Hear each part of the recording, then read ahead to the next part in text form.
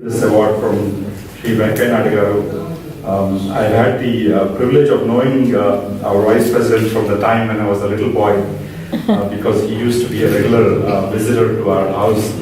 And I was too young to vote at that time in Hyderabad, but we've always known him as the face of the BJP party in Andhra Pradesh for a very, very long time.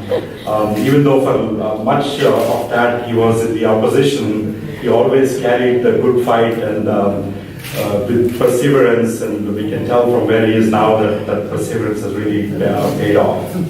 I'm also particularly delighted that Dr. Lakshmi Prasad Garu is here today. Again, I've had the pleasure of calling him YLP Uncle over the years, and I'm really delighted that he remains instrumental in making sure that the memory of Shri N.R Chandur and his contributions to journalism are recognized. I'm really pleased to receive this award because Shri N.R Chandur was much more than a journalist. In his lifetime, he was a writer, broadcaster, editor, author, and translator of some 30 books. Achievements which very few people in journalism have come close to replicating.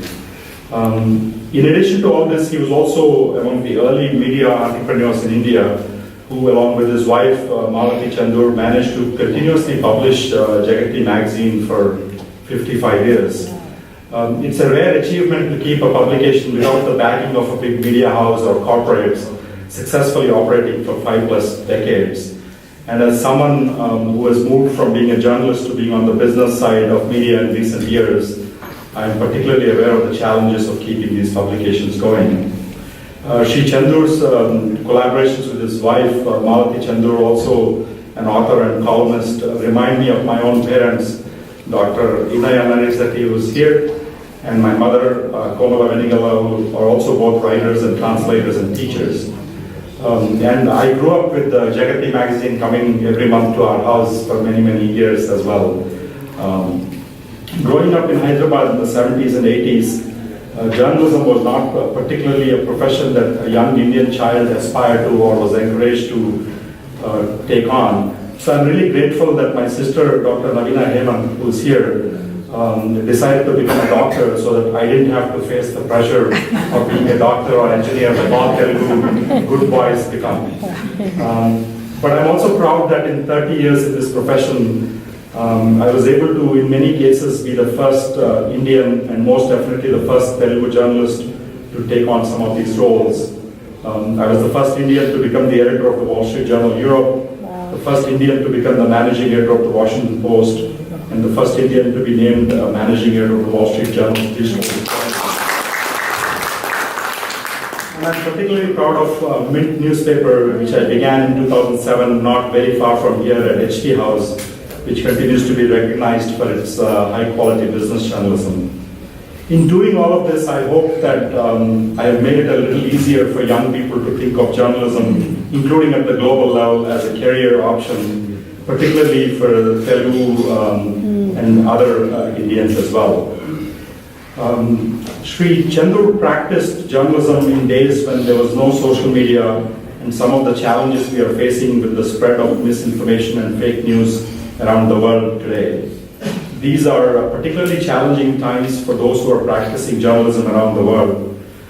In my own country, we have our president who has openly complained, sometimes not very accurately, that major news organizations like the New York Times, the Washington Post, and CNN are fake news.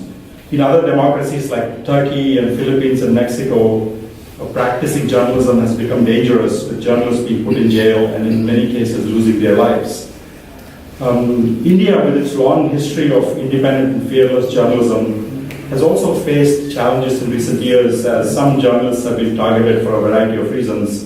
And some of you, I'm sure, have heard of people like Gauri Lankesh in Bangalore, who lost her life for practicing journalism. I think there are about, the Committee to Protect Journalists has about 13 unsolved journalist killings in India in the last 10 years. In many, many areas, under the leadership of the current BJP government, India has gone forward, showing great progress in many, many rankings, such as the World Bank's Ease of Doing Business, where it is now in the top 100. Even in journalism, some state governments, such as the BJP government again in Maharashtra, recently passed landmark journalism protection laws that provide for non-bailable warrants for those charged with committing any violence against journalists.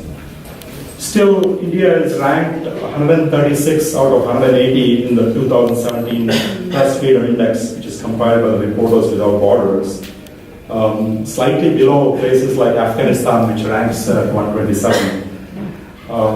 I know that it's easy to stand here and look to the government for answers, but as the Justice pointed out, there are also many problems with news media, particularly television talk shows, where facts and debates have been replaced by shouting and insults. Meanwhile, large media companies continue to profit from selling coverage without disclosing it to readers, and in the name of self-regulation, I don't think many media organizations even make sure that they're doing fact checks or even correcting their mistakes. In fact, there was one article published about me getting this award in a fairly prestigious South Indian paper, and I could count about 4 mistakes in 5 paragraphs. So these are the kind of behaviors I think that have reduced the trust in media, leaving journalists very vulnerable to both fair and unfair criticism and pressures from outside. The Honorable Vice President knows the importance of a free and independent media and the need to have many different viewpoints, even if those viewpoints are critical. Indeed, last week he was in Thiruvananthapuram, where he talked about the importance of respecting all religions and treating different views with respect. Similarly, I think if a nation has to progress, it is important to recognize that being critical of policies or governments in media is not being negative about India, or it's not being unpatriotic, or it's not being anti-national. It's what journalists do, which is to shine a light. The Washington Post recently came up with a new slogan that democracy dies in darkness, and by that they mean that if the fourth estate is not there to kind of shine the light, it's a very dangerous thing for democracies. As the world's largest functioning democracy, India has the opportunity to take a leadership role in supporting its own free press and independent journalism and the importance of critical voices in journalism. I think that will be something that will give real meaning to the memory and legacy of Shri Chandur. Thank you very much.